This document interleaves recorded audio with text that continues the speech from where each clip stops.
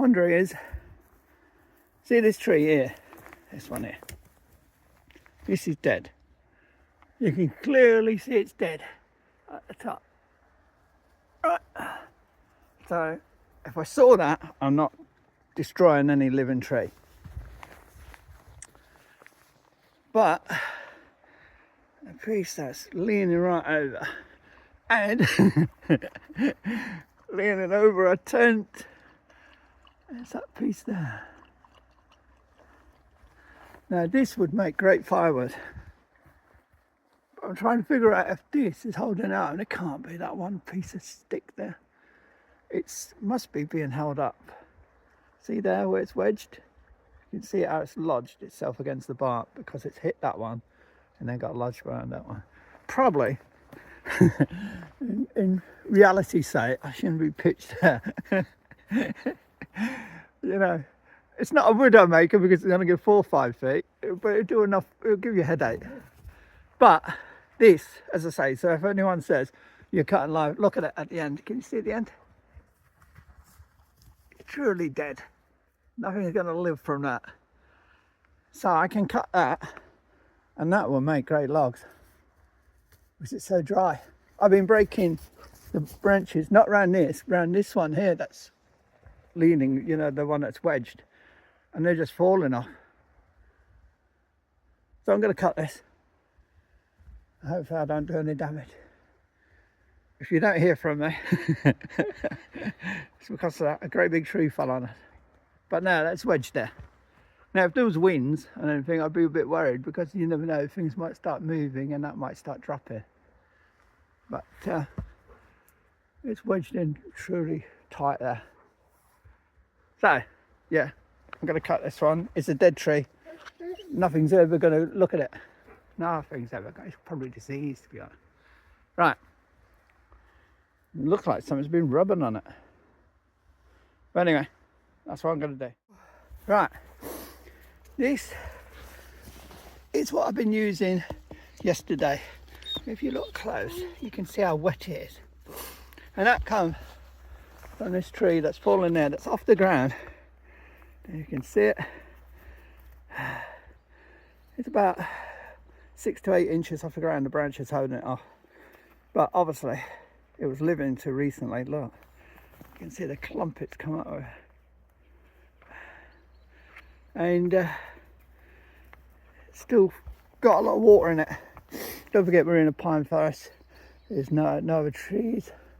Well, I don't know what we got here. They're not pine, are they? I don't know.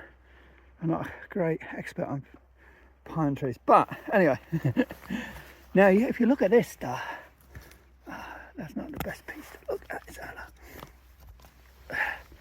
You can, I don't know if you can see, but it looks drier. So I'm shaking and I'm sawing. Well, there's a good example. See, you can see the wet on the end, but look how dry it is in the middle. And because it dried out and a bit flaky, because it's been dead, shouldn't hold the moisture. It's not rotten as such.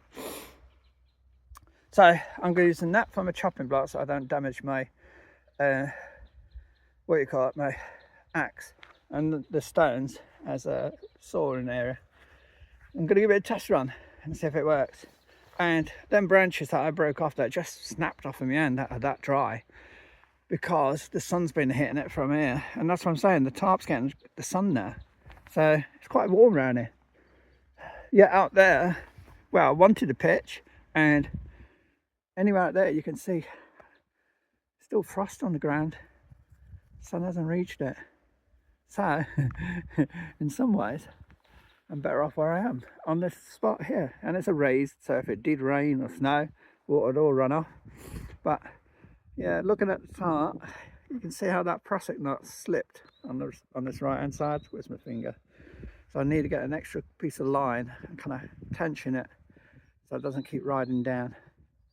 And I also need to get that chimney stack kind of straight. At the moment it's leaning.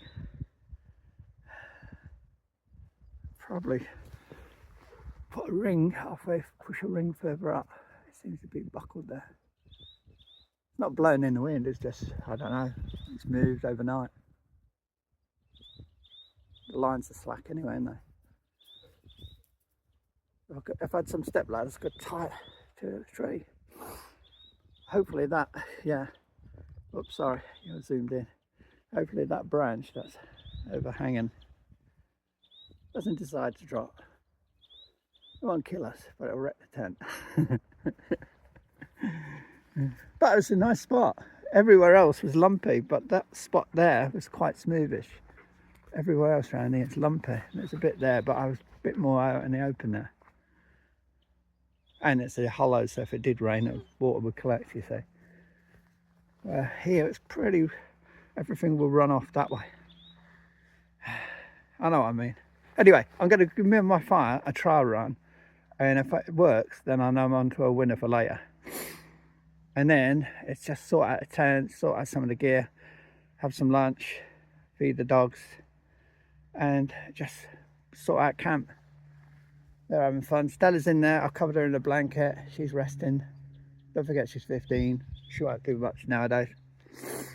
And that's why I'm hoping if I can get her settled in tents, then if we ever do searches off from the tent and we're hidden away as such, and she's not going to be bothered, and leave the doors open like that, she will feel happy staying in the tent. But she's resting and enjoying herself in there. Yeah, she looks happy, doesn't she? I'm going to get the fire going, as I say. It's not that I need a fire now, but it'd be nice because I can get a coffee on. And I've got, I'll probably have an early lunch. I've got another one of them toasties. This time it's a cheese and onion one. So I could have that, know the fireworks, got some heat, then sort out camp after. Do something with this line and tension it. It's Prosec knot slipping. So something lying around the tree and around the carabiner, hoist it this way and do one of my special knots. I'm not a knot person, you see. That's why I like all the bling. Find some bigger logs and draft proof that on the side so we don't get wind through. As I say, sort out this chimney stack.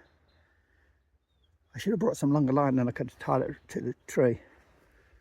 Didn't think, but this is, as I say, a learning curve. Right, let's try and do a practice run with the fire. Well, the fire's been a pig, but I'm going to just leave it. It's burning, but it's been so slow.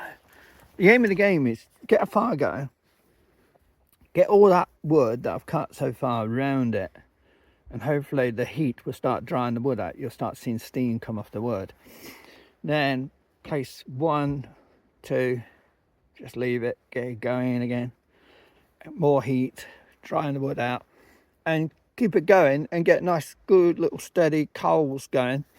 And once you get that going, all the nice glowing coals, then you can put piece on, take it steady, just don't bulk it, don't whatever, but it's just getting it going. And if you turn your back and it burns quick, then all of a sudden it burns down and you ain't got the coals. At the moment I'm just trying to baby it and it's just burning, but it's been very slow. It's just getting it going. Last night I got it going for a short period of time, and really well. As I say, I'd done my toasted sandwiches and everything. So just going to leave that for a bit, do things rather than sit around. I tried to straighten up finger, straighten it a little bit. What I did is I tied it to a branch there. I stood on the, got the trolley round and stood on the trolley and didn't go down, but still a bit cockeyed, isn't it? But hey, it's safe.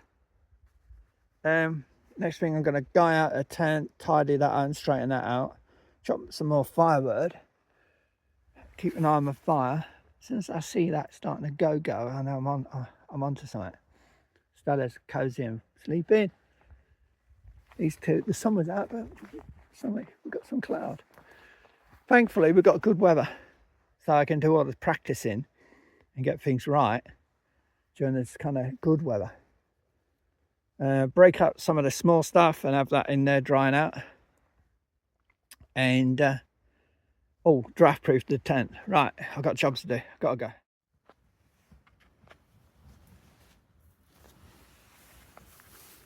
12:21 and I think the fire might be going. So I'm getting prepped for lunch. I'll eat mine, then I'll feed theirs. Sun's on the tent, dried everything off, tightened it up a bit. Stove's still a bit wonky, but I'm not messing about with it because it's secure and safe. Got the firewood, split it down, you see. There's little small bits. Hopefully this will dry out. You can see the moisture in the wood, but once I get a good fire going, it will dry the wood because it's sitting right around the stove. When I say dry it out, it will take a lot of moisture out of it, so that'll make it easy, especially if it's split up like this. Then I can get the fire established, you know what I mean? I just got to let it do its thing and pray. With a fire, it's a lot of praying. I've done everything I can. I've got all the little twigs in there and scrunched them up, and got some kindling of mine in there. I've split the wood down like this, small. Last night I was putting them chunks on, you see, ones down the side there, which are only small, but obviously if they're wet, they're never going to burn. Ooh. Once she burns, she'll go. I know that sounds obvious, but I mean, if you've ever been out in the wilds doing this, anyone that's ever played with stoves or in a bothy or anything, you understand what it's like. It can be such a pain to get a fire going sometimes, and then other times you can come into a bothy or like a camp like this, start a fire out, and you've got a roaring fire within 10 seconds. It's just luck of the draw and how the wood is. You just don't know. Looking at it, you think, oh, it's not too bad, that wood, but obviously it is quite saturated. So I'm hoping this dead wood, that's from that dead tree that I cut down, I'm hoping that will be drier and not so saturated because it's dead. Some of it looks a bit manky, but as long as it burns, I don't care. I need coffee. I'm not behind schedule because I've been doing other jobs and I've got firewood cut, and you know, I'm doing well. Whoops, I'm on the chair and I'm on a slant as well. Stella's just been resting. These two look a rebel. See what I mean about cold? I mean, it must be chillier out there than in here, even with the sun. He loves to be out in the cold. He could easily be in here, look. Especially now the fire's getting going. Oh, that looks good. But we've done this before, ain't we? Said, yep, we're on. And there it goes out. Right, next jobs after lunch is, as I say, feed dogs, get some more water, so I don't have to do any water trips, and cut more firewood, go over there. Oh, I've got to put a line in for that prusik knot that keeps slipping. So I tension it. I mean, you can see it's touching the actual hammock net up there. It just dips. I'm gonna have to look for a better fix for that, for the prusik knots. Tie them to a tree or something so we keep them tense. Otherwise they just slide down the line. That's the way they say do it, but obviously it don't work. I mean, they say instead of use carabiners, put a twig, but as you've seen, all the twigs around here are rotten or manky, so that's why I use carabiners. I thought mini carabiners are easier to hook and unhook and all that. Tent's good, I like it. Tons and tons of space. If I didn't have this great big hammock in my head. But for the dog, it's brilliant. Look, they got all the room on the tent. Whereas in the tarp, just, well, you could call it a tent in a way, can't you? It's all seam sealed, seam taped, sorry. How long it'll last, I don't know. I think it was about 160, 170 pounds. So it's not expensive when you compare it to a tent. But this one is a tarp, but what I mean by that is you can't set it up with poles or anything like that. But the one I've got for the warmer months, when we're not expecting freezing temps, is comes down more or less to the ground like this again. Can be pitched in porch mode, and is camouflage as well, as you've seen probably. And wearing Sitka gear. This is a Traverse jacket, and I tell you, I might show you a photo later on, a full photo I mean. I'm not doing some kind of military wannabe. I mean, I've been in the military. I've spent many years in the military, and I've been with the Royal Marines and so on, so on. But if I'm going to be in hammocks, I'm going to be nearer to humans as such. So if I'm nearer to humans, I want to be tucked away, and not like yesterday, too far in the open, but tucked away, kind of stealthy. I know the dogs and all that are gonna make noise, and they've got yellow jackets, but when their jackets are off, or if the weather's nice, you know what I mean, and they don't need these yellow jackets around camp, then people more or less walk upon us. Like here, we're so high up on a nice high pitch, we could see all around us, more or less 360. And the good thing about that is we can see all around us. No one will know that unless they walk upon us, and we're quite cut off here as well because we've got marsh and all that around us. So it's a great spot, to be honest. It's just not the spot I'd planned. Right, I'm gonna have to check my sandwich. I think it's cooking. Yeah, I could smell it cooking, and the water's boiling, so the fire's going. So now I've got to keep an eye on the fire, make sure we don't get burned down, you know what I mean? So that some of this logs can start drying out if I get a good fire. So I'll probably keep it established now. And the good thing is, even if the dogs hit this, it's not going to reach right over to the stove pipe or the fire. So, and the dogs no way get their head up that height. So, yeah, look, I can see the smoke. Right, I'm going to have my lunch. And I can feel the warmth coming out of the fire. And it took me about an hour to get it going now. Right, coffee and lunch. Right.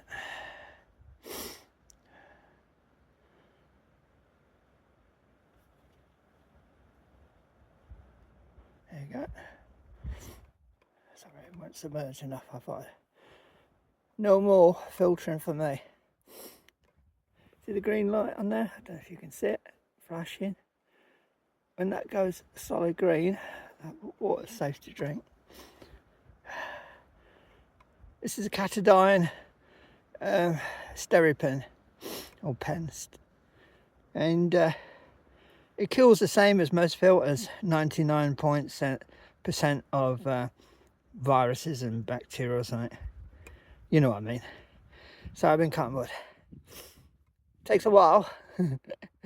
But what you do, you're stirring the water. So it's getting all areas. Litre of water, Catadine bottle, and I won't pull it out because otherwise I'll have to start again. But if I pull it out, the light will go red to say you haven't done it right. It's rechargeable, and look, my fingers are not getting wet.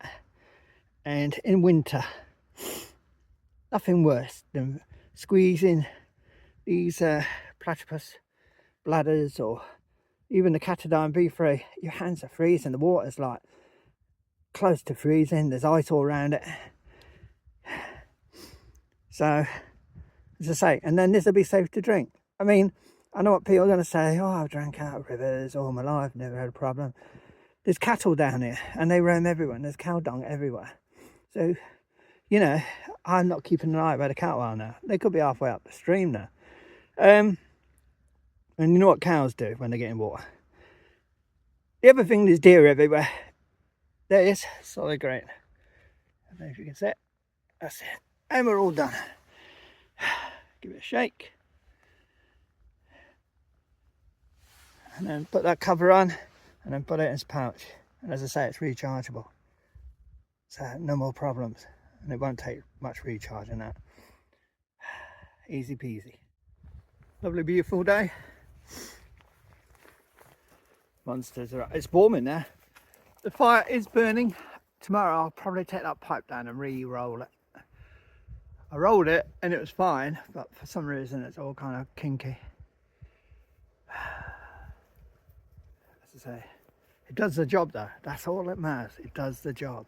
We're not here to look good. Put another line in here with hitch knot so it doesn't pull out further. I tried pulling it further up, but it must be the way it's pegged down and the way the land. So it's going to have a dip there. I changed these carabiners round because I had one on this side, if you get what I mean, and the other one was on that side, so you had a cross hang. Again, I was tired, so both of them are hanging good. I've dropped the hammock a little bit because I had it so high that when you release these beater buckles, so if you can get to see them there they are. They're so tight to release because the straps in you. So I was having a problem. I unhooked one of the carabiners, and that's when I noticed they were cross hung. But as I say, it's secure. It's not going anywhere. Just looks a bit crappy on the roll. Yeah, back to Steripin. Well, wait and go. Times I've been at rivers and, you know, filtering water, and my hands have been absolutely blue, especially if the filter's getting old and, you know, it slows right down. Snow's about melted on the top there, isn't it, with the sun? It was more yesterday. They are predicting off and on snow here. So, well, we're going to get weather like this, or some really cloudy, hazy weather, or we will get hazy weather, in the sense, very overcast and all that, and snow showers coming in. Oh, that's one other thing I've got to show you. Hold on. I walk around now with this jacket, which is absolutely beautiful. Honest, I cannot say enough about it. And I have this on me all the time. It's a Garmin InReach Messenger. I was using, it was a GPS kind of InReach, wasn't it? Watch out, I don't want him treading on that Steripin. And I had nothing but issues, which I'll go into on a separate video. I've got a personal locator beacon, the latest model, strapped to my pack, but this stays in the pocket that I'm wearing my clothing, and it can be activated through my Garmin InReach watch. Not InReach watch, but the InReach app on the watch. This has got something like 28 days battery life, and we're only out for 6 or 7 at the most. Say something serious happened, we could be out 10. You know what I mean? So I'm going to be perfect. I don't have to. I can recharge, but I won't need to recharge. And this you can message through, SOS, get the weather as well, which I do need. This is the thing I needed, but I understand what happened with the other one. Well, I got a good idea. That's why I got rid of it and chose this. But I'm using my personal locator being strapped to a pack. That's got it's got strobe light, it's got special infrared light or whatever. It beams up to helicopters so they can home into it, all this kind of stuff. And that's my main device. But if I come across someone, sadly on one of my searches, that's lost or maybe injured, last thing I want to do is press a personal locator beacon and everyone comes running out. As it is emergency, but I would like to give them some information. With this, I can SOS, and they'll get back to me and they'll ask what the situation. I can say, you know, it's in the worst situation I found, sadly, someone that's deceased. Do you know what I mean? They'll say, right, they might categorize it and say, right, okay, we can't do anything this minute. Are you going to be in the area? And if I'm camped near the area, I'll say yes, and they might send someone within the next 24 hours. I mean, you can understand the reasoning if they've maybe been called out on other emergencies. And also, if I do come across someone injured, I don't have to have that decision to make, you know, do I leave the person and seek help? You know, with a personal locator beacon, I can beam it and have them come, we can spot kind of injury if it's like a twisted ankle or they've got vomiting or something. You know, it's getting to the point where you don't want to press an SOS beacon just for every single, because the person might get out and start walking off after you press the personal locator beacon. So you've got to be very careful. So I like this for the messaging and kind of keeping in contact with emergency services. But in a dire emergency, I just press the personal locator beacon, press this, and whoever responds quickest, I don't care. But that stays in my pocket, and it's, look at it, the size of it. You know, I don't want you to get, I mean, there's a Steripin. Steripin's bigger in it, look. And that goes easily in my top pocket. And as I say, I can activate it with my watch. As soon as I get out, you know, leave the car, start the hike, I press, I power it on, and it's all activated and on. Obviously, check it before you come out. I checked it in my house, and where it says make sure you're near a window and all that, and that's how good this one is. Sorry, I should have shown you. Good thing about this is the aerial is this square surface here. That's your aerial, not like the mini InReach that has a little aerial coming up here. And everyone I've said, and everyone I researched, and all the reviews and all that, say this has got a better signal rate than the Garmin Mini. I don't need to do mapping and all that. I've got the watch for emergency. I take a paper map and a compass. I always do it the old way. I think it's the safest way. So that goes in top pocket. So if I leave the dogs and I'm in this, and everyone says, well, you're in that jacket, you still left the dogs.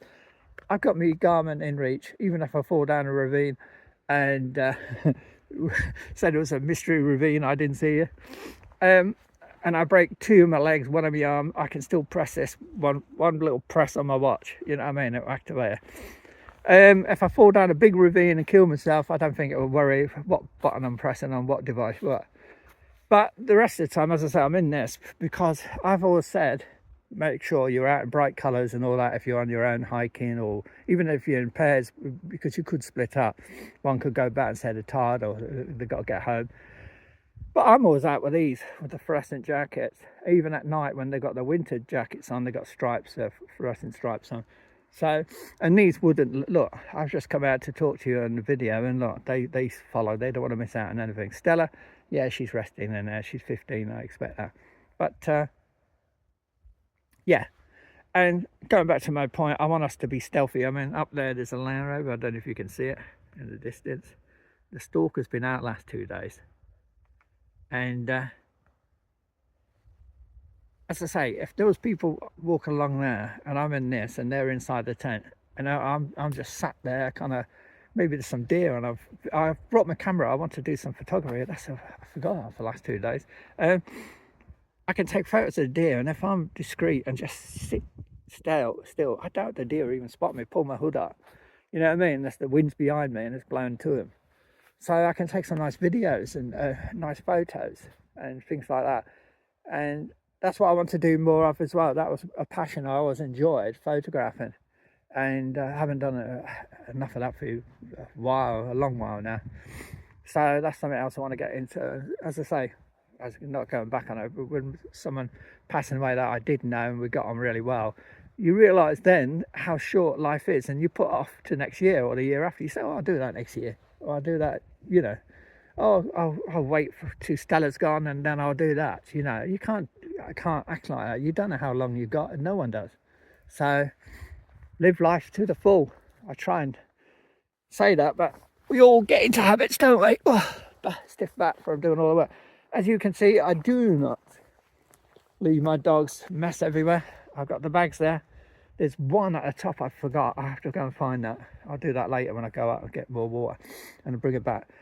I'll split these up. These are biodegradable bags, so if they got wet, they would start degrading now. But I'm putting them in that corner. I don't think the frost will do it. But there'll be hollows here, not near water source, but like marshy areas that I can put them in, and they will never bother anything. They'll degrade. So that's them. So I even, because we're out the way here, I could say, well, no one's going to walk up here. But the point is, I don't like to do that. You know, as I say, I cut that tree that was dead, well dead. There's some really dead ones here. That one's probably still living just. But if it's dead, I'll cut it, because it's not going to, that one looks dead, but it's probably still alive, that one.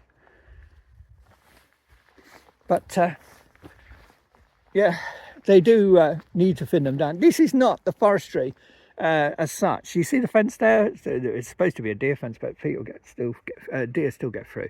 That is the actual plantation, and that's the part we've got to search in the next, probably tomorrow if I get time. It's just to finish off. When I was with Mike and Dave, we did a lot of it, but we didn't do the bottom ends. There's a lot of tracks going up and down. And Dave said, do you want to finish it? And it was getting late. And I said, it was one of them hot, humid, midgy days. And I said, no, I can do that anytime. But I kept putting that bit off because I was doing other big stuff. So that's the last bits I got to really look at. Trying to think any other little bits around I've got. To be honest, this back end is here. It's probably a place. I know Mike came up here one day and was up here. Yeah, and I can't get in that way. It's a shame there's no hole in the fence that we could get through. Sometimes the deer make right mess of the fences. It's all closed up but as you can see, look at it, very marshy. You'll sink up to your probably knees in some places, maybe even deeper if you're not careful. So take that into account. If it was frozen in the sense like that time when I was searching the plantation near the farm, all this would probably be solid and you probably would take your weight, or if not, you'd feel it going and know to get out. Look, see all the tracks here from where the deer have walked along the fence trying to get through to the trees, and they've kind of made a little furrow. Look. Clever buggers, aren't they? They've gone, we'll get in there, but they haven't. But a lot of these plantations, I was watching a video on YouTube, and there's someone that really knew about trees and all that in Scotland, and he was saying a lot of these plantations are getting too thick, so it's stunting their actual growth. So a lot of these plantations, they need to thin them out, and so there's bigger gaps between the trees, and that would make a better plantation forest, whatever. And the other thing is some species are not native to Scotland. I don't know how they've got here, but they're starting to take over in some areas, and they're trying to get I can't remember what tree it was. It's not Scottish pine, what was the other one? But anyway, they're trying to get some of the better woods to grow. Sorry, I'm not into trees. But yeah, things are starting to sort out in the camp now. As I say, if this is a tent, I would have pitched out there. I would have had it all set up by this morning, and we could have got out searching and do whatever we were doing. But as it's hammocking and tarping and all that, it's all learning how the lines go, how to get the straps right, how to get the hang. I mean, I did the hammock last night, and it was just by guesswork, and I had a brilliant sleep.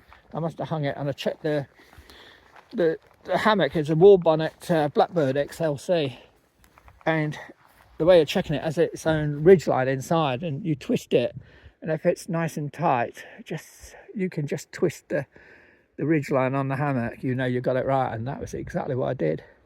Fire's still burning. I put the wetter wood in. I knew it would burn. Now we've got the hot coals, it's just going to keep going, and that's what I'm going to try and do, keep the fire going, keep checking it, so that later I can stoke it up. Right, more than enough chatting, wasn't there? Such a beautiful area. Right, jobs to do. Now look, from this angle, that pipe looks pretty straight, doesn't it? And then you see the lay of the land, which is sloping and a bit lumpy and all over the place. So the pipe looks pretty straight from this side. How come it looks so wonky from the other side? That's really weird. That's probably why the tarp is dipping on that side, because I've got it pitched, the ridge line's higher than this side because the ground is higher. So when I was standing on the ground, if you get what I mean, I was pitching it just above my head. And when I was on that side, I was pitching just above my head, but obviously this side is higher. So see, it's learning things, isn't it? But it's a warm tarp. Last night the temperatures were supposed to be -3, and I would say they were -3. The water froze and the dog bar was just outside the tent, the tarp. If I still call it a tent, you'll have to excuse me. No, it's a bit wonky that side. But as I say, yeah, last night I didn't. You get these. They include these carabiners to stop. It's so good. You can unzip there, put your strap through, and then zip it back up so the tarp moving doesn't rub. Hey. But obviously, when I sit in it, it's going to come down. So what I'll do is, will it run it down? That's the point. I don't want to break it, so I'll have to look at that. Because when I sit in the tarp or lie in the tarp, it's going to bring it down here, isn't it? The strap. So I have to think about that. That's elasticated. Oh yeah, it's elasticated. Good. Because last night being in the tarp, it brought it down to here, and this is wide open here. So God knows how much air got in. As I say, all new to me. But from this side, yeah, it does look terrible, doesn't it? But it's all secure. There's a breeze. It's supposed to, it was southerly yesterday. Today it's coming through this little gap here. It's supposed to be swinging round, to be honest. But there is a breeze hitting the side of the tent. That's okay, as long as it stays like that. I don't mind it coming from that way because we'll be shielded by the trees. But this is probably what happened yesterday about the same time. Feel like breeze picking up. And that's what caused all the chaos yesterday. So I wonder how windy it is out there. I've got to get some water. I'll go and check. See what I mean about my protector? I tow them to stay in the tent. Stella and Rogue are in the tent, settled down. But Rebel came out and sat until I got within 100 feet. Look, he will not let me go. He's my protector. He's the type, when I mean protector, I don't mean a defence or anything like that. I mean, he'll watch over me. Rogue is the protector, defence. Now, he could go in now if he wanted to. He has to crouch down and go in. But he came out and sat outside the tent waiting for me until I come back. I just forgot this water. I thought it was full. It wasn't. So I thought I might as well get it now so I don't have to panic about water later on or in the morning. Just seen a hiker coming down from that Corbett, gone across the bridge, which is very greasy.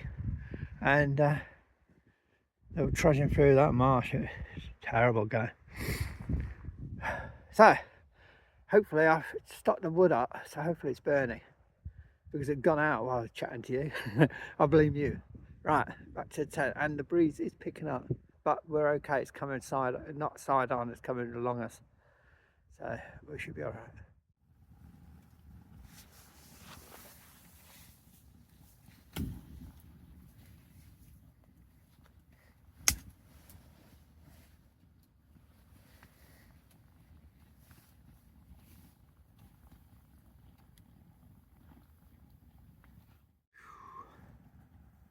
It's getting too hot now.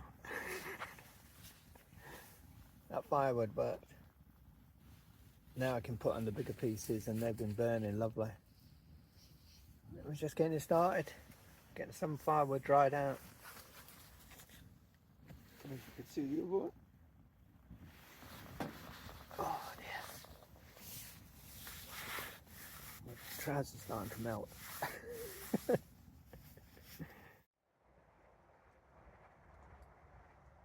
We feeling festive?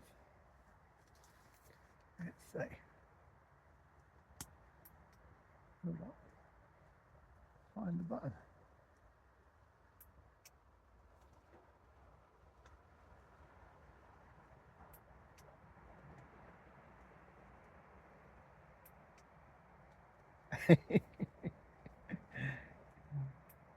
I hope you can hear the wind blowing. Blowing right hooly at her. Luckily it's only occasionally hitting us so far. But it's not supposed to be coming from this way at all. It's been sleeting or something as well. Which one do you fancy?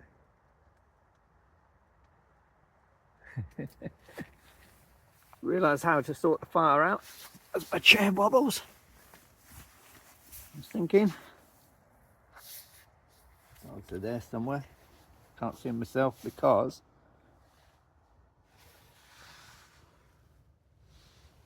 the hammocks, I've dropped the hammock a bit, ready for later. Yeah, with the fire, use longer pieces. Because it was so wet, I was chopping it small, and I thought I'd just choke it up with small bits, you know, and make sure the airflow goes in, but that was so wet it weren't. So what I was doing is burning in pockets, which was no good. So today, with that dead wood, I chopped it longer, and it was obviously dry as well. And so when it burns the full length of the stove, and then I can close the vents more or less at the front. It's burning nice and slow, it's throwing out loads of heat.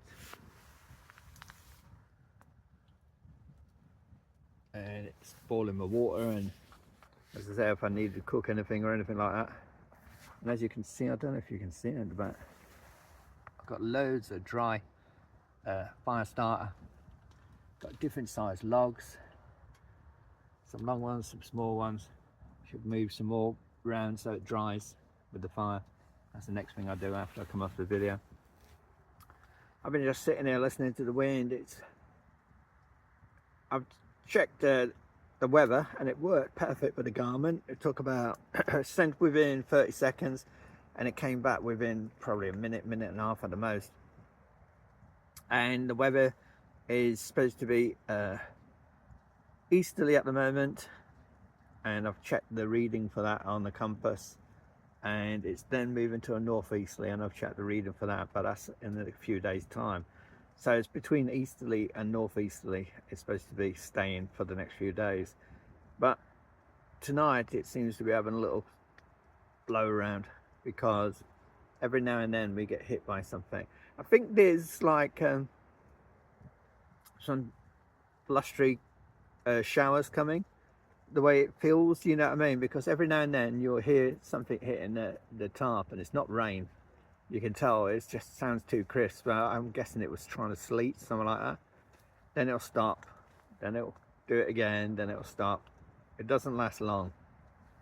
Big quick burst. So I guess as the weather is switching more wintry, then you're going to get these wintry showers, and that's probably what's causing the wind to kick out a bit. But we're toasty in here. I've only got one blanket. I mean, the blanket's mainly on Stella. Oh, Rogue's under there as well. That's where Rogue is. I've lost her. It's amazing when they're out, them two are cozy together. When they're in the house, they'll be taking each other's heads off. Jobs for tomorrow. Clean my pan. Look at it. Thankfully, I've got some pancake mix, so I want to have pancakes one day and see how that goes. You have the mixture in a bottle, you add water, give it a good shake, and then it should cook pancakes.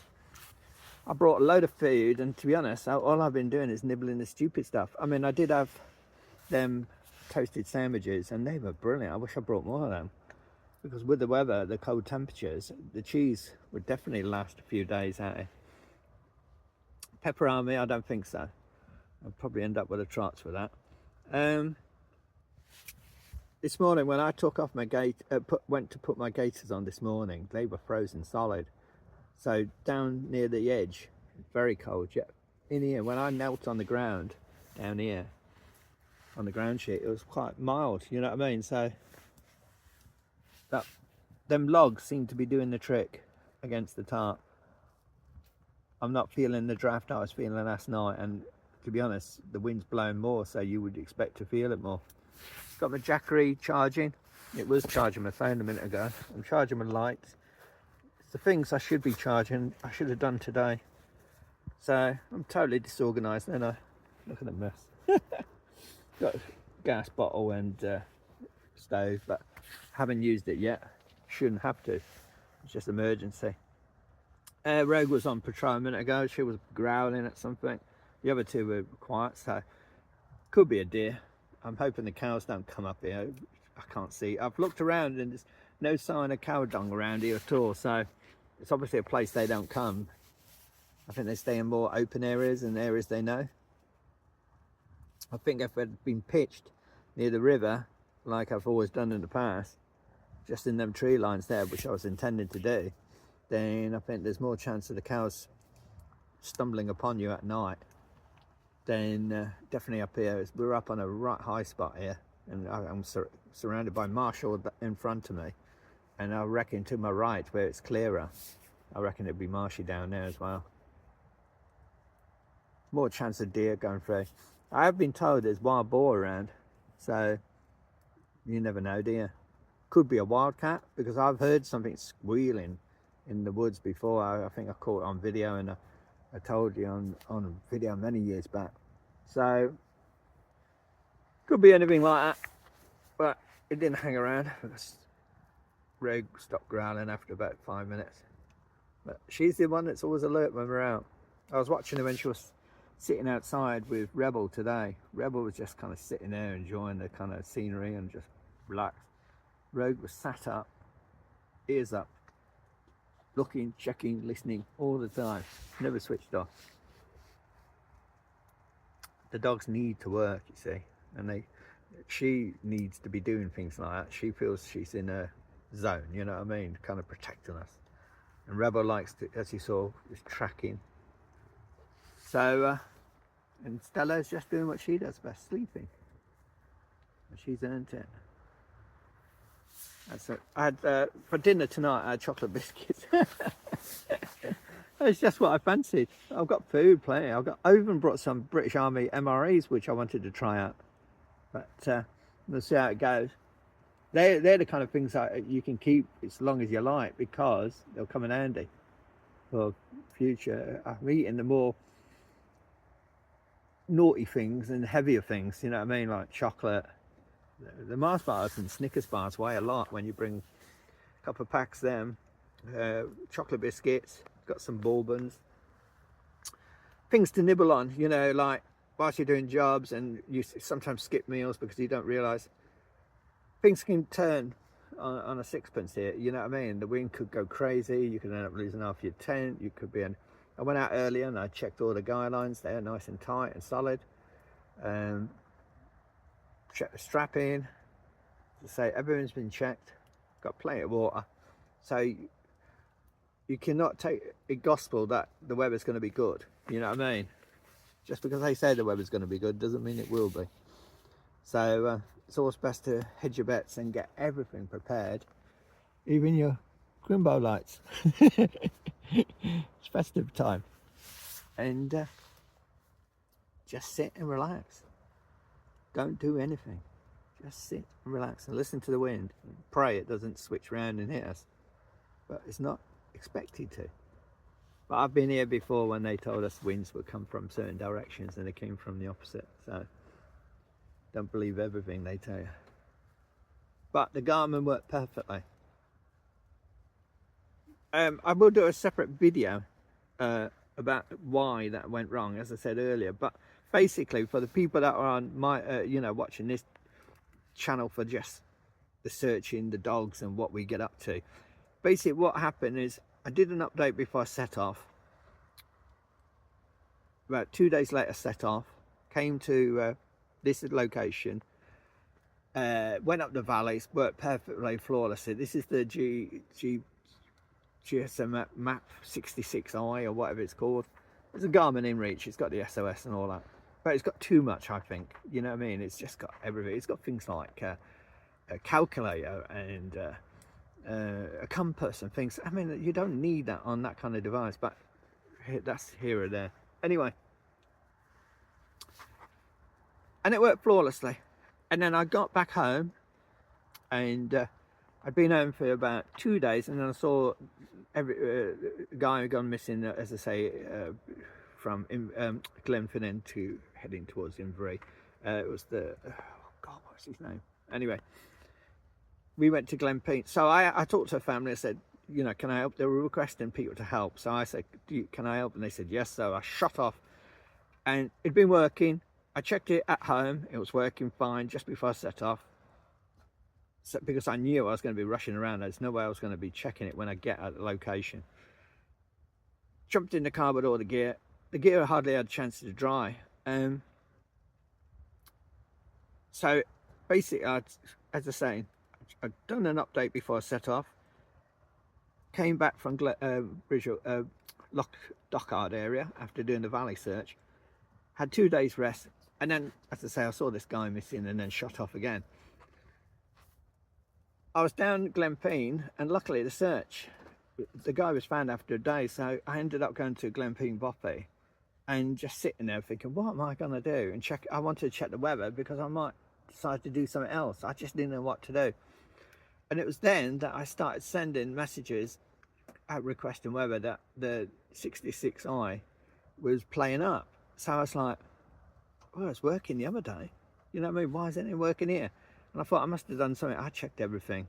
Kind of short, I checked everything. Did resets, restarts, everything. Wouldn't work. Device would not work. So I then did a check message, you know, a test message. And lo and behold, I got a reply saying yes. So I was like, well, if the test message working, why ain't the weather working? So I then sent a message to someone I know, and that came back as failed. Now the best thing is, it said every time I sent a message, it said after about an hour sometimes it'd come back with a message, this message failed, you've not been charged for this. So kind of very long story short, got home, not happy about the Garmin device because it's something I rely on. Cleaning kit again, gave it a couple of days till I chilled out, relaxed and settled down. Then I thought, right, I rang Garmin and got customer support. Some guy answered the phone, yeah, hello, what do you want? Kind of basically not happy, didn't really want to help me, only going through the process. You could tell it's like reading off a sheet. He says, yeah, Garmin support, how can I help you? It sounded like he was really fed up. But anyway, I ran him through what had happened and he says, well, I shouldn't do that. And I was like, and I'm not being funny, that's how he was speaking to me, I'm just being honest. So I says, look, I put videos up, you can go and chat. And I sent him a link. I says, look, go and chat, you can see what I've been doing and what I've been trying. He says, what's your update number? He went through all the things. He went on your unit number, he went on some serial number, another serial number, and then he says, what's your update? And I gave him it. He said, oh, you ain't got the latest update. I says, well, I updated before I set off to Loch Dochard, which was only about 7 days ago. He says, oh no, there's been another update. I says, what, while I was away? He says, yeah. So I says, would that make it, not work, fail to pick up messages or reply, especially the weather and things like that, and even send the messages to people? And he says, well, it shouldn't do that. And it obviously did do that. So I did this small update, which was like something like 15 megabytes. You know what I mean? It basically took 10 seconds to do an update. And again, I do all this through a laptop because you have to connect it to a laptop and all this. So checked it again, went out and checked it, and it was working. But I didn't trust it when we were out in the wilds because something was happening. Will you leave each other alone? Anyway, I don't know who that was. Sounded disgusting. So I decided, do I quit on Garmin and their devices because I can't get a decent customer support representative dealing with me, or do I kind of stick with my personal locator being? So at first I thought, oh, sod it, I'll quit with Garmin and I'll go get my personal locator beat and then have to guess the weather. But the more I sat down, the more I thought, no, I do need the weather, and this is the whole reason I wanted the device in the first place. But I thought, I can't go anything like with maps and all that. I think it's just too heavy on the devices and it causes all kinds of issues. So then I saw about this Garmin Messenger, and it doesn't do the maps, it doesn't do anything. It's just basically weather, messages, just the basics, SOS as well. None of this kind of plotting routes and all that. It doesn't go into all that. And I think because it's not choked with so much software, it works better. And the best thing is you can update it through connecting to your phone, and going on their app, which you couldn't do with a 66i because it's just too big a system.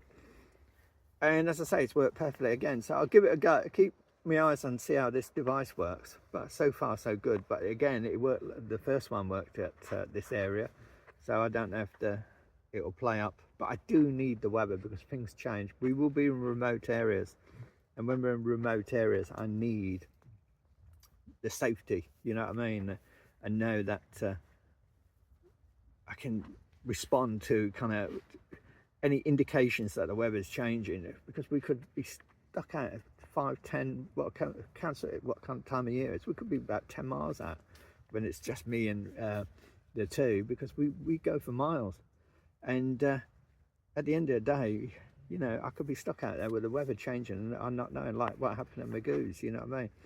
So if you don't know what happened at Magoo's, you have to look back on my video. So we got stuck in snow. They predicted 2 to 3 inches and we got stuck in about 3 to 4 feet drifts at places.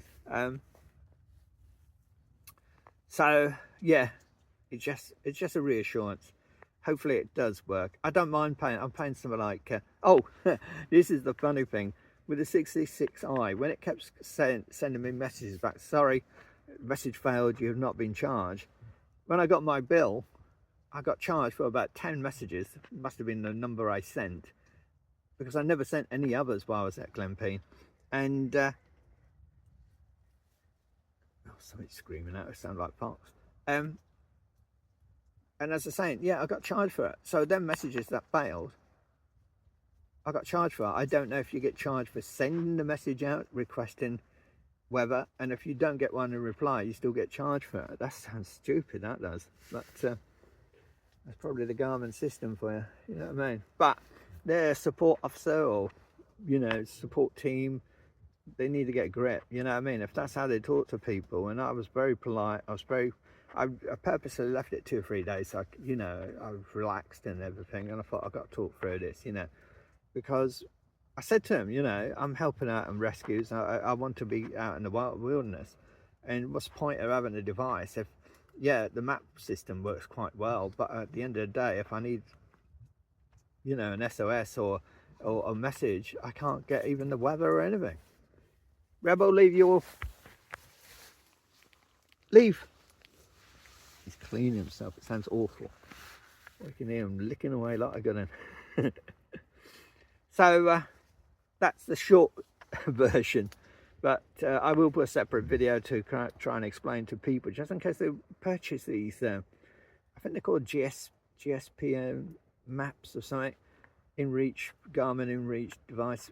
It's the ones with the maps and the SOS and all that, and they're very expensive. They're £400 or £500 at least, you know what I mean? And I went on the forums after, and I found loads of people having issues with these devices.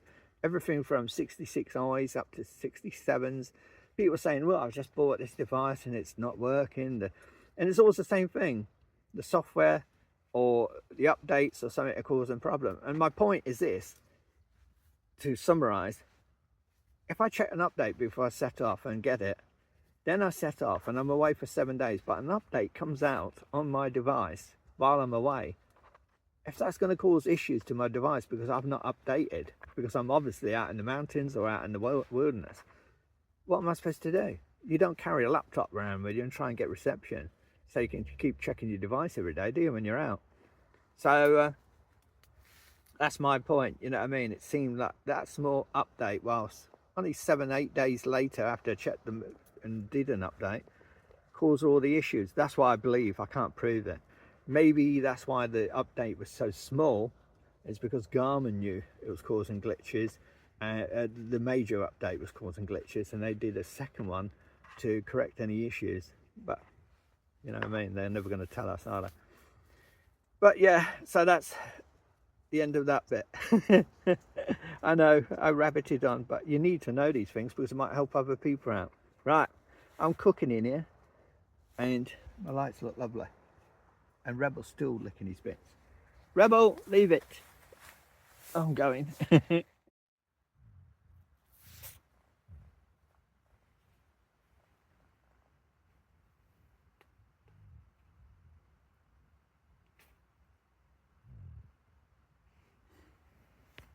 Don't know if you could hear Rebel snoring then. Well, I'll let the fire go out. It's nearly 9 o'clock. I'll let them out in a minute for their last drinks and whatever they need to do. Took down my Crimbo lights. Just a normal spot lamp. which does a good job. There's enough light out to see your jobs when you're around. That's the only thing that's missing in here.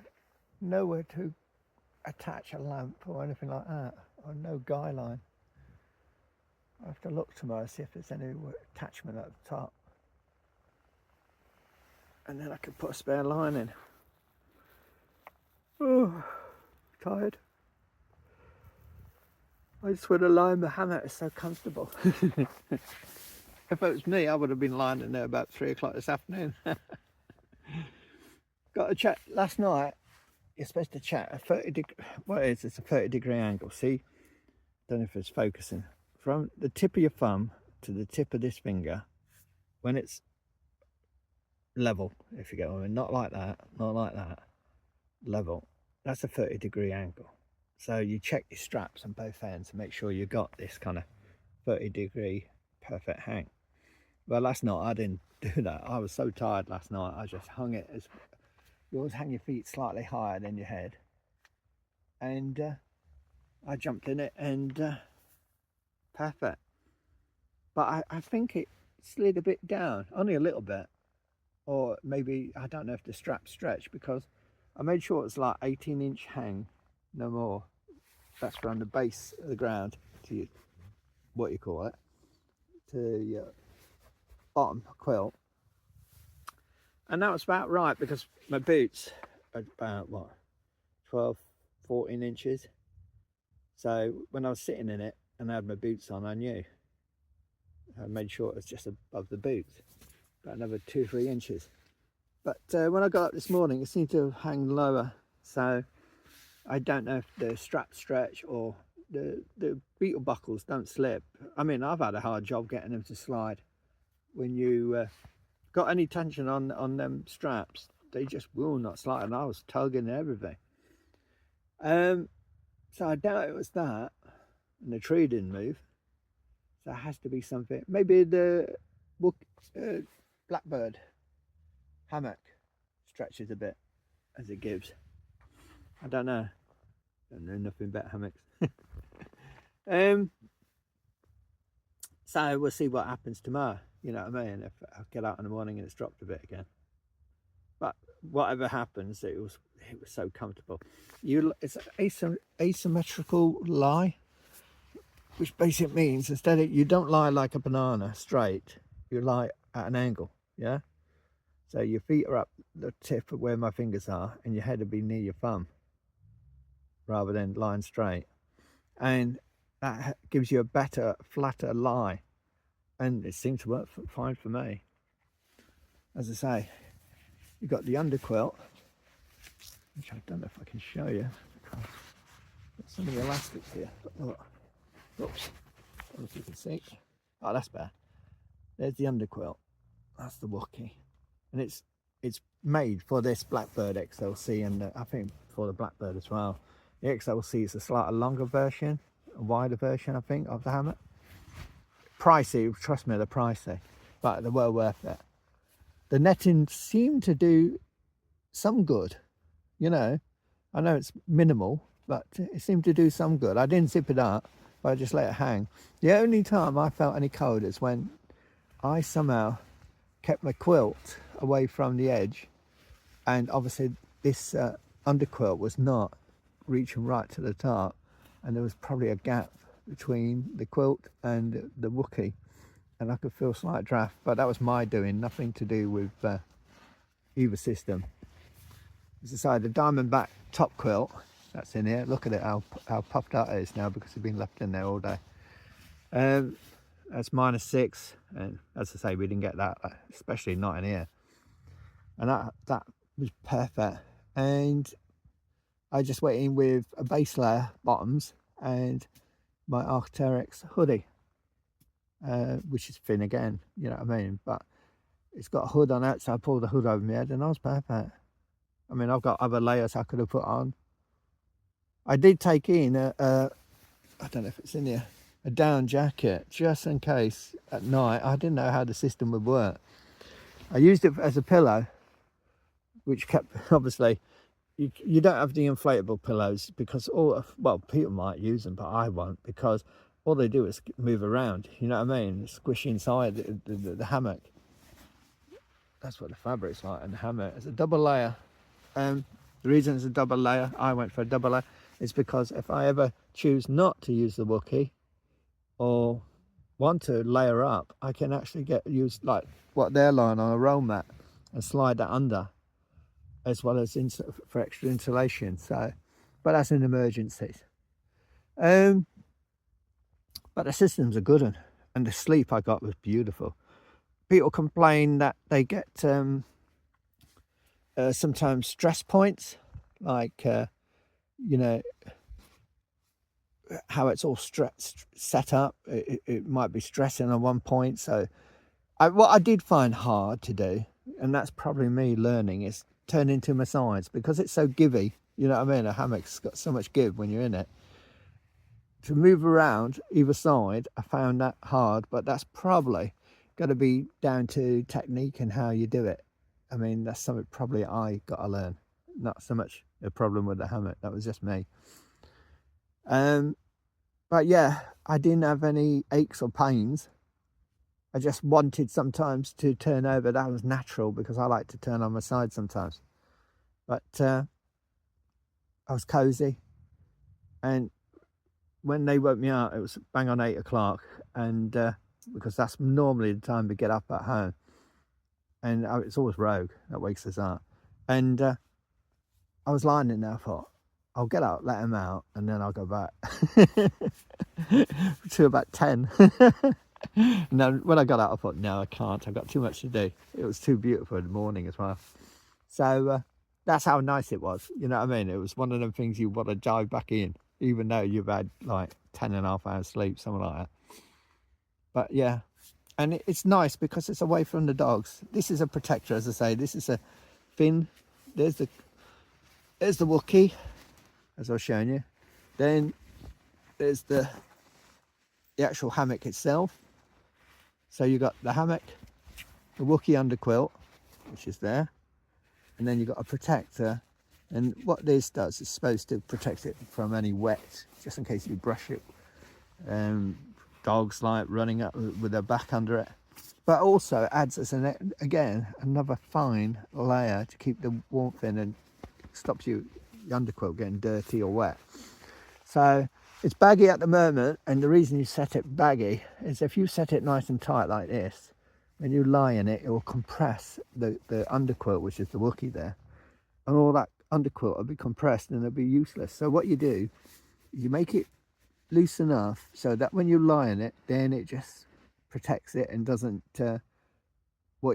crush the quilt underneath. See what I mean? There's a lot of give there. You can see how baggy it is up there.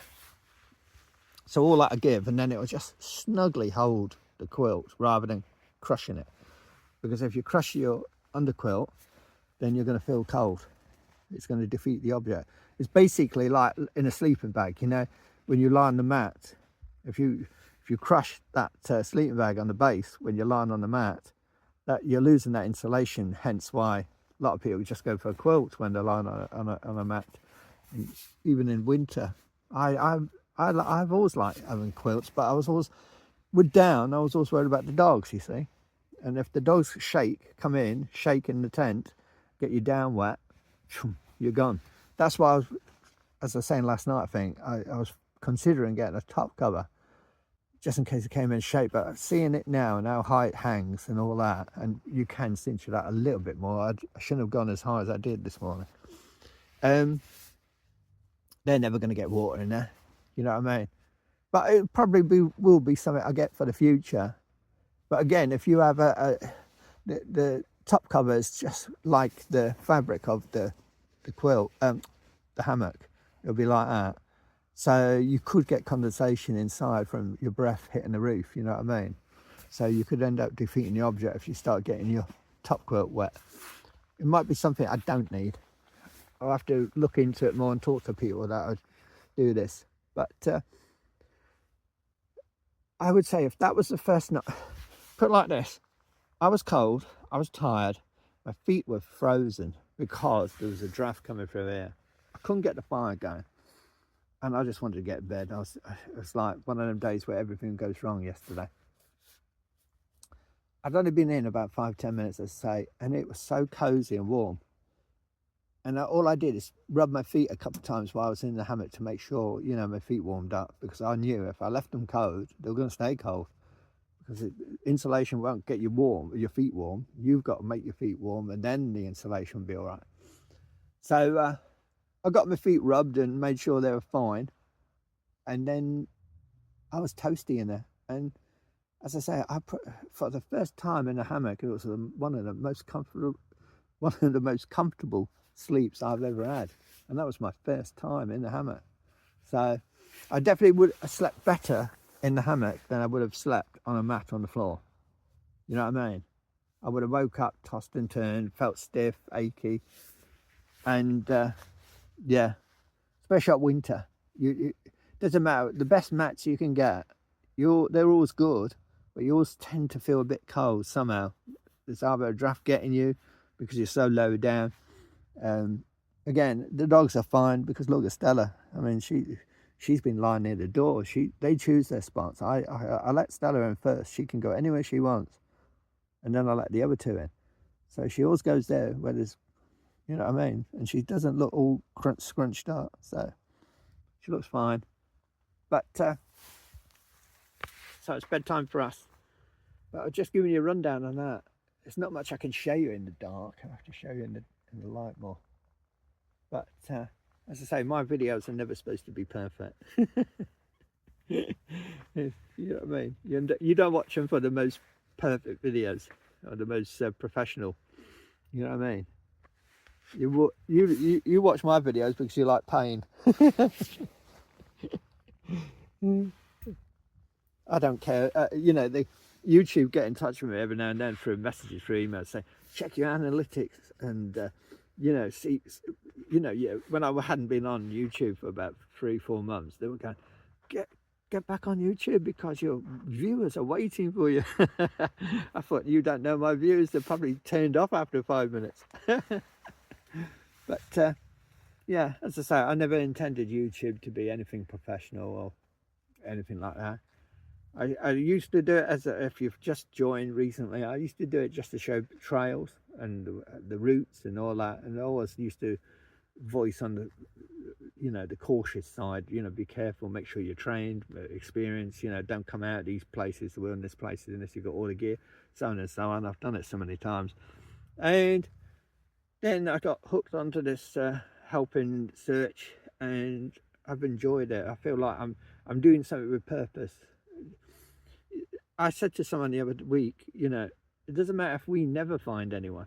You know what I mean? The point is, if we're out there searching, like last time at Glenpine, I was talking to the police rescue team. I said, I'll be doing this, I'll be doing that. They said, we've done it. You know, I said, yeah, but I'll do it again. It's nice. They know that other people are helping out. So it gives them more chance of choosing specific areas because they know other people are out there searching. You know what I mean? And I've watched the police team searching, and I've watched if anyone watched me searching, we're going to miss things. You know, no one's perfect. You know, you can be as good as you want to be, but at the end, if something's missing and it's lying somewhere within 5-10 feet, you can miss it. So as I'm saying, if we're helping and others are helping, then it just takes some of the strain, because mountain rescue have got more than enough to do on a day-to-day basis. And the police rescue team that I was talking to, I'm sure all of them sounded English, or at least north of England, you know what I mean, like Yorkshire or Lancashire or something like that. They didn't sound Scottish at all. So it shows the resources are being drawn from other areas, and maybe they don't mind being drawn, but I'm sure they're getting stretched left, right and centre. So if we can help, and as I say, other people might not join with me, but I mean, might do their own thing as well. If they've got the experience, why not help, eh? So yeah, don't watch my videos for for the polished finished article. You know, if you want a down-to-earth video, and before I go, I watch videos on YouTube. I love watching them. And you see these people, they got cameras set up all around, and just to show them making a fire, you know, they'll show you a piece going in the front door, then I show you another side from a different angle, them cutting it. And they must spend hours and hours and hours just setting tripods up and camera stands. And that must be so much hard work. It must take the pleasure out of doing anything. I mean, the last thing I want to do is start setting cameras and tripods and having spotlights and all this. I've seen people have extra spotlights in the tent and all that just so they can film it. It's great. It makes great viewing, but for the person doing it, it must be so stressful. And for me, I don't see the end result. They may be getting some money from it, but I mean, it must be taking all the joy of being out. And then I was watching one the other day, and this bloke was up a mountain. He had a dog, and he was in some really blustery conditions, but he had a beautiful vehicle, didn't stray from the vehicle, just put up an awning and put up some gear. Looks a great guy, you know, he's good fun to watch. But the thing is, he's got everything. He's got spotlights, cameras, heater systems. He's got latest satellite gear to transmit to people. I mean, he's got everything. And he was filming everything, and he was out in these conditions, and they were crazy conditions. And at the end of the day, I don't know, it couldn't have been much fun. And then next morning he's gone, and I just can't see the point of that. You know what I mean? Come out for one night or 2 nights, film as much as you can, put it on YouTube, rake in some cash, and maybe it's me. I'm not out here for the money. I don't do this for the money. As I say, I'm never intending it. But, one other thing. I didn't know. I've been trying to get as many viewers as possible, not for, as I say, sponsorship or funding from YouTube. But any penny that did come from YouTube would be useful. But what I want to do is use the money to kind of send on to Mountain Rescue. And I know that sounds real corny, and everyone's going, yeah, I bet you do. No, it's true. 100% true. I will show. I'll be transparent, and any money it does send. One YouTuber called Christina, she donated through Super Thanks. I didn't even know Super Thanks was something going, you know. I signed up and I pressed buttons and clicks there and all that. I don't know what I'm doing, you know what I mean? I'm not a professional at the YouTube.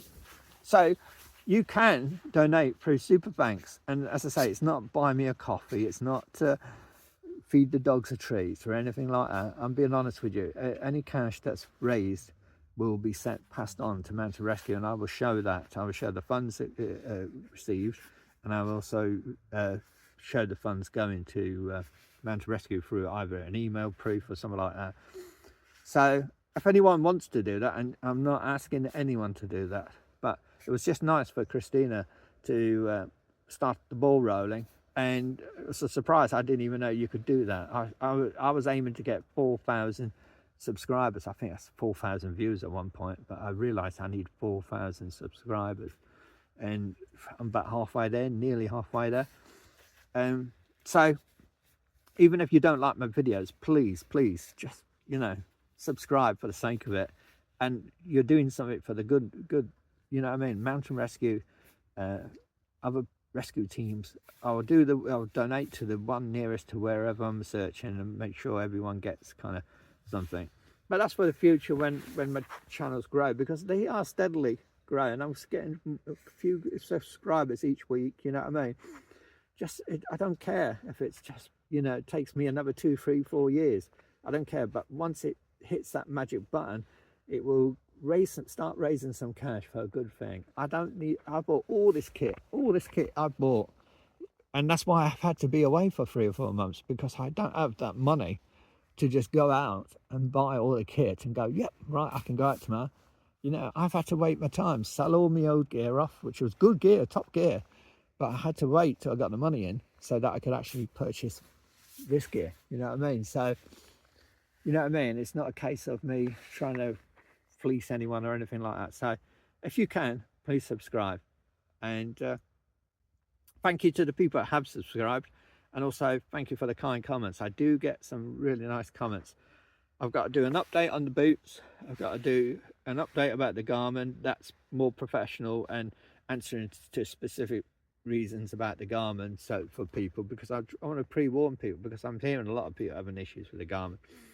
And also giving you a rundown in the future on hammocking and you know, I'm learning. You know, I've been in tents for about, I don't know, 40, 50 years, and now all of a sudden I'm learning about hammock from day one. So I'm sure people watching will see me setting this up and the hammock up and say, you've done this wrong, you've done that wrong. I don't mind that. You know, I'm expecting to get the, you know, criticism. I've not done hammocking before. So, you know, at the end of the day, I'm going to make mistakes. So if I were doing it 10, 15 years and then people sending me messages saying, you've done that wrong, I'd probably get a bit shirty with them or get a bit annoyed. But no, you know, I'm learning.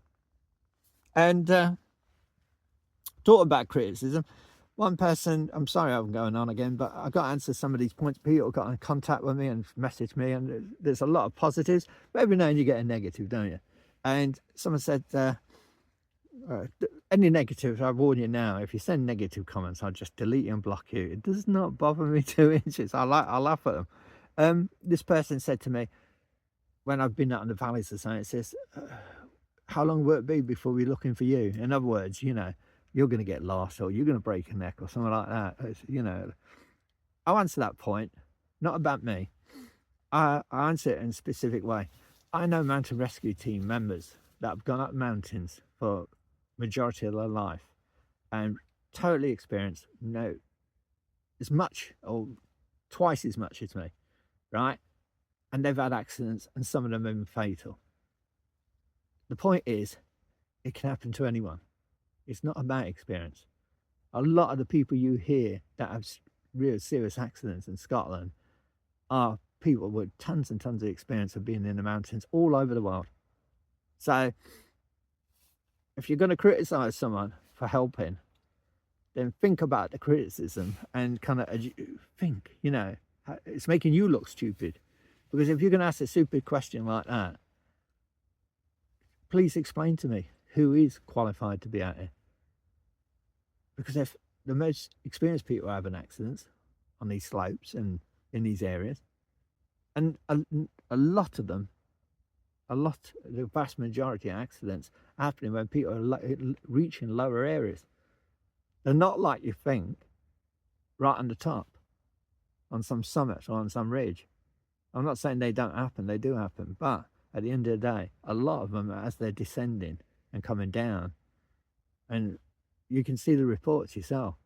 So, as I say, for that idiot that sent that message, thank you, but I blocked you and you're wasting your time.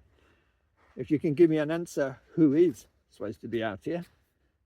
Because if mountain rescue people are having accidents and fatalities, look through the years. And sometimes they've been having accidents and fatalities, not in the worst conditions, on a bright sunny day when just an accident happens. How many times you fell down your stairs or slipped over in your living room or in your hallway? You know, yeah, you walk that hallway and them stairs probably 10, 20, 50 times a day. You know what I mean? So it can happen to anyone. You just got to be as careful and take as many precautions and be as sensible as possible and respect nature. Don't go against it, don't fight it. So that wasn't a rant, that was just answering that specific question for the person that I blocked. We'll never get the answer. But you get my point, I think. Don't criticise people who are coming out here helping. You're making yourself look stupid. You know what I mean? So that's answered that point. Anyway, I'm starting to get cold. I've got to let dogs out and I'm going to bed. I shall see you in the morning. And thanks for watching, everyone.